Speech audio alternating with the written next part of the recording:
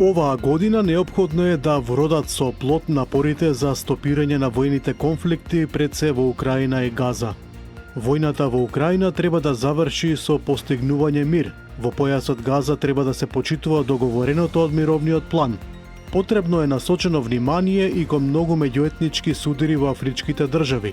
Дипломатски напори треба да се вложат и околу смирување на тензиите меѓу САД и Венецуела, како и меѓу Кина и Тајван.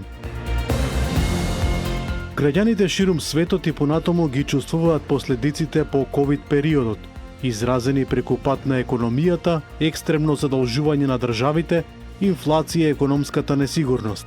На ова се надодаваат и војните и царинските бариери кои си ги наметнуваат државите.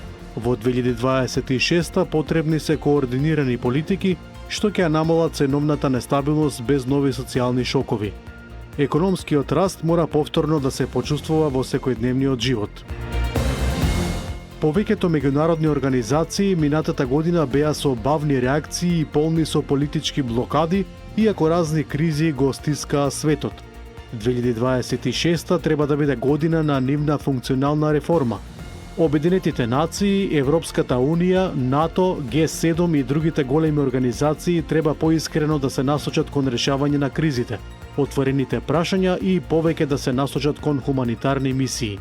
Светот без силни глобални институции во кои граѓаните ќе имаат доверба, ќе стане место на хаос каде што владее правото на посилниот. Планетата е многу малтретирана од човекот и неговите војни, стопанство и негрижа. Климатските промени веќе не се предупредување, туку реалност.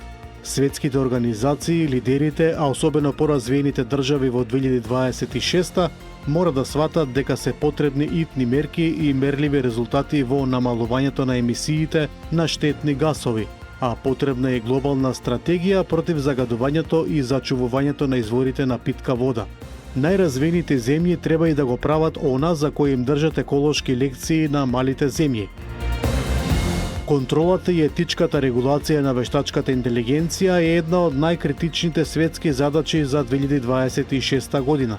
Без јасни правила, таа може од корпорации или државни системи да се користи за масовен надзор, манипулација или дискриминација. Регулацијата мора да ги штити човековите права, а истовремено да не ја блокира иновацијата. Во 2026 година мора да се постават јасни механизми за одговорност и транспарентност. Само со етичка регулација, вештачката интелигенција може да стане алатка за напредок, а не закана за човештвото. Се уште има многу гладни на планетата. Богатите земји во оваа година тоа треба да го сузбијат за доброто на сите. Нужно е подобрување на глобалната безбедност на храната и незиниот проток во време на климатски промени, воените конфликти и економска нестабилност. Обновливото земјоделство, ефикасните синџири на снабдување и складирањето се неопходни, за да се намали ризикот од гладување, но и недостаток на вода. Намалувањето на нееднаквоста во развојот на државите, но и нееднаквоста внатре во државите е предизвик за глобалната стабилност во 2026 година. Големата разлика меѓу богатите и сиромашните создава социјални тензии и политички екстремизам. Ако економскиот раст не се чувствува еднакво кај сите граѓани, довербата во институциите еродира. Платите, пензиите и пристапот до основни услуги мора да бидат фер и одржливи. Нееднаквоста меѓу државите, особено помеѓу развиените и помалку развиените региони, ја зголемува глобалната нестабилност и миграцијските притисоци. Справувањето со миграцијските кризи на хуман начин во 2026 година е еден од клучните тестови за зрелоста на современиот свет. Миграцијата не е привремен инцидент, туку долготрена последица на војни, сиромаштија и климатски промени. Неопходни се јасни и функционални механизми за регистрација, распределба и интеграција.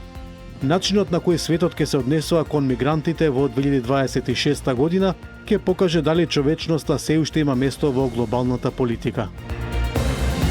Ограничувањето на нуклеарното и конвенционалното вооружување е супер важно прашање за глобалната безбедност во 2026 година. Не смее да се влезе во нова трка во вооружување поттикнато од недоверба и геополитички ривалства.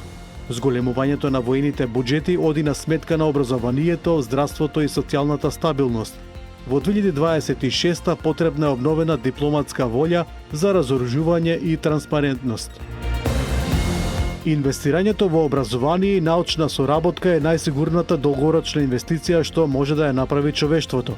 Знаењето станува клучен ресурс за опстанок и развој. Образованието не смее да се третира како трошок, туку како темел на економската и демократската стабилност. Во 2026 година потребно е поголемо поврзување на универзитетите, истражувачките центри и индустријата. Без силно образование и наука, иднината ќе биде управувана од незнаење, а не од визија.